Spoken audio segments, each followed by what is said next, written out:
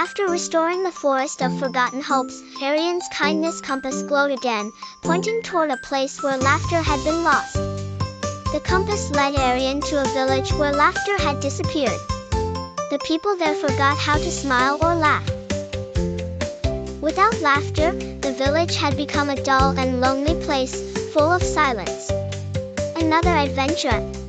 But this village feels so quiet, Arian noticed as he walked through the empty streets. I need to help bring laughter back to the village, he thought, determined.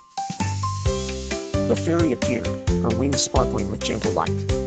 Laughter is the sound of joy. When people forget to laugh, they forget the happiness inside them. Only kindness can bring it back, she explained. Arian understood. He must help the villagers rediscover their joy. First, Arian found a group of children sitting in silence under a tree. Let's play a game. Who can make the silliest face? He encouraged them. The children broke into hearty laughter. Ha ha! You win, Arian, they exclaimed. Next, Arian saw an old woman walking slowly through the village.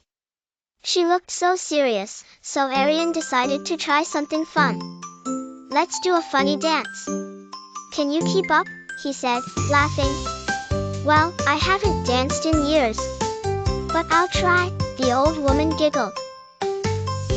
As they danced and laughed together, the village began to feel lighter, as if the air itself was filled with joy.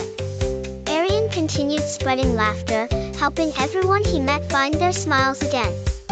Let's laugh together, and make this village bright again, he shouted joyfully. The laughter spread, and soon, the whole village was filled with joy, the streets full of happy faces. You've done it, Arian.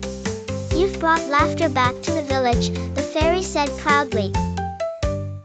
And so, the village of forgotten laughter became the village of everlasting joy, where every corner echoed with laughter and happiness. Let's keep the laughter alive.